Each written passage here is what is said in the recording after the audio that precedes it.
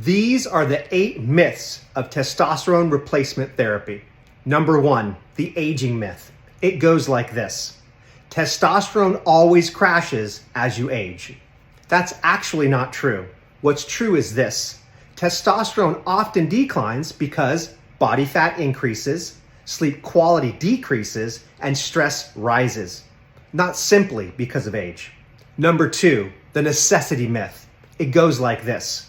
If your testosterone is low, you automatically need TRT. That's actually not true. What's true is this. Low testosterone should trigger further investigation, not immediate replacement. Number 3, the optimization myth. It goes like this.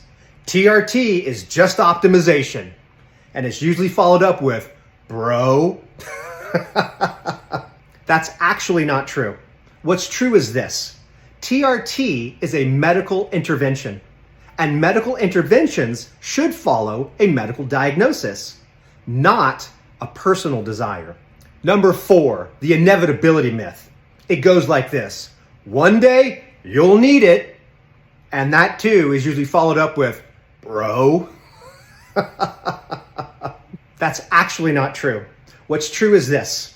Most men who manage stress, sleep well, train hard, and eat intelligently may never need testosterone replacement therapy. Number 5, the energy myth. It goes like this.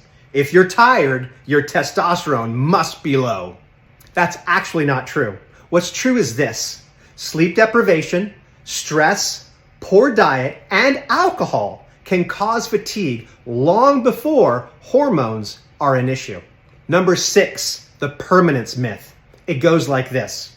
Once you start TRT, nothing really changes with your body's natural production of testosterone. That's actually not true. What's true is this. Long-term testosterone replacement therapy suppresses testosterone production, which is why it should be carefully considered. Number 7, the shortcut myth. It goes like this. TRT is the fastest way to get in shape. That's actually not true. What's true is this.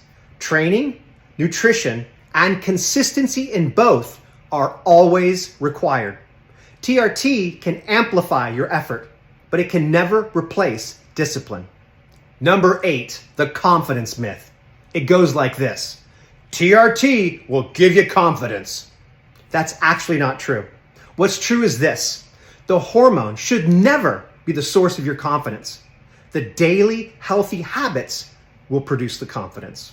If you've heard one of these myths, remember, they're actually not true, bro.